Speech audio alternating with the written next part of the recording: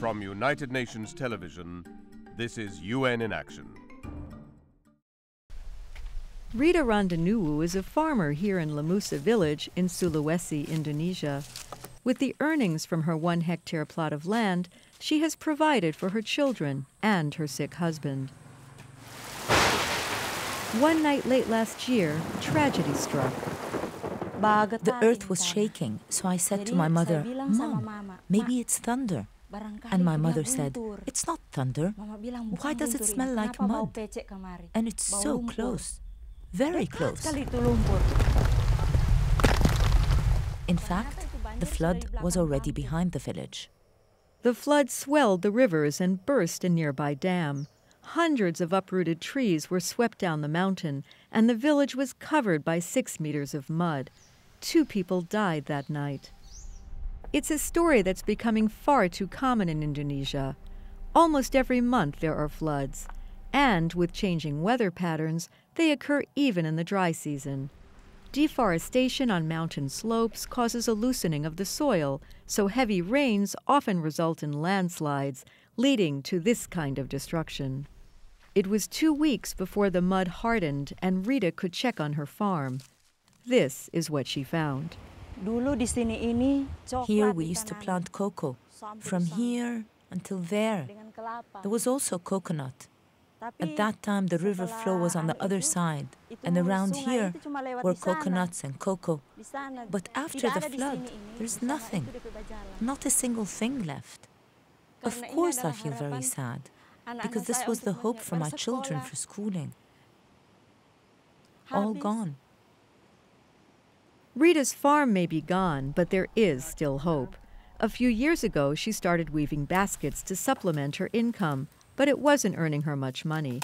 Then she heard that with support from the Indonesian government and the UN agency IFAD, she could access funds to develop her business if she was part of a group. So she joined with other weavers, and with those funds, they could buy enough palm fronds to quickly fill big orders. They now supply a number of restaurants around the country and share the profits. All of the women here lost their farms in the flood. Without the weaving, none of their families would have any source of income. Fortunately, we have this business making these baskets to earn money for the family, for food. We don't think of anything else, just food. And this basket business is not just helping the weavers. Their neighbor, Sinche Dato, was getting ready to harvest her rice crop when the flood hit.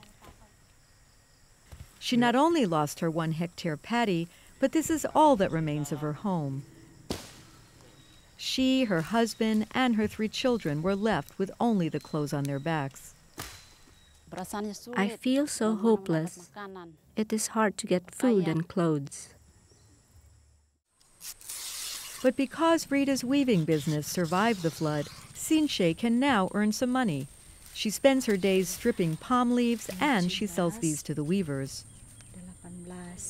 Meanwhile, with additional support from IFAD, the weavers are learning marketing and bookkeeping so that their business can grow. According to the organization's Ron Hartman, it's essential to encourage farmers to have diverse sources of income, especially with climate and environmental changes, making agriculture far more risky. Well, Lemusa village, I think, is a good example of many villages across Indonesia in terms of its vulnerability. And opportunities to diversify from agriculture has provided people in this village, such as the basket weavers, an opportunity that if a disaster does hit, that they're able to still generate some income for livelihood. And as the government works to reduce the disastrous effects of flooding, Rita and the other weavers can now start to rebuild their lives.